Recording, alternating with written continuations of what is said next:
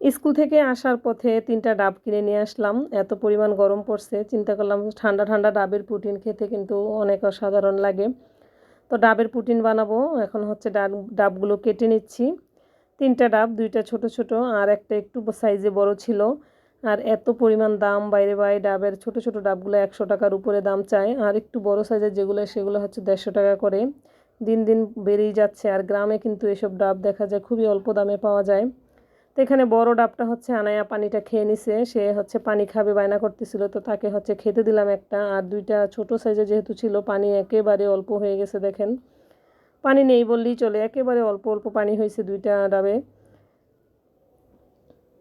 আর এই যে আনায়া হচ্ছে একটা ডাব খেয়ে নিচ্ছে, তার হচ্ছে ডাব খুবই পছন্দ, সে পুডিংটাও পছন্দ করে। তো চিন্তা করলাম 2টা দিয়ে পুডিং করে দেই। এই যে দেখেন অল্পখানি পানি হয়েছে, আর ডাবের ভিতরে দেখেন কি সুন্দর এই যে নারিকেল হয়ে গেছে। নারিকেল না, কি বলে এটা, একটু নরম নরম। আর এই যে পানিগুলা সব নিয়ে নিছি, এখন হচ্ছে আমি পুডিংটা তৈরি করব। পুডিংয়ের জন্য লাগবে আগার আগার, আর কিছুই লাগে না, আর সামান্য পরিমাণ চিনি দিব। পানিটা প্রথমে হচ্ছে ছেঁকে নিচ্ছি, আর চুলার জালটা হচ্ছে ধরানোর আগে হচ্ছে চিনি আর আগার আগারটা হচ্ছে ভালো করে মিশিয়ে নিতে হবে। তো সামান্য পরিমাণ চিনি দিছি, জাস্ট একটু বলক উঠলি কিন্তু হয়ে যাবে। আর চিনি আর আগার আগারটা মিশানো হয়ে গেলে তারপর হচ্ছে চুলার জালটা ধরিয়ে দিলাম।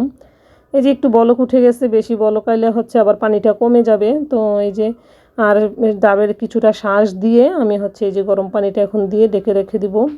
10 মিনিট পরই জমে যায়, একেবারে সুন্দর মতো জমে গেছে দেখেন। আর ঠান্ডা ঠান্ডা খেতে কিন্তু খুব ভালো লাগে। তারপর হচ্ছে ফ্রিজে রেখে দিছিলাম। তারপরের দিন সকালে হচ্ছে আনায়া ঘুম থেকে উঠে স্কুলে যাবে, তখন হচ্ছে বলতেছিল খাবে। আর এত পরিমাণ কম হয়েছে, মানে পুরো বাটিটা ভরে নাই, একেবারে অর্ধেকেরও কম ছিল। এটা কিছুতেই পড়তেছে না, এত পরিমাণ জমে গেছে। তো আমি হচ্ছে চামিচ দিয়ে যে একটু স্লাইস করে উঠিয়ে নিছি। যদি পুরোটা ভরতো তাহলে হচ্ছে সুন্দর মতো এটা মোল্ড আউট করা যেত আর কি। তো সকলে ভালো থাকবেন, সুস্থ থাকবেন, আমাদের জন্য দোয়া করবেন। আপনাদের জন্য রইল অসংখ্য দোয়া। Thanks for watching. আল্লাহ হাফেজ, আসসালামু আলাইকুম।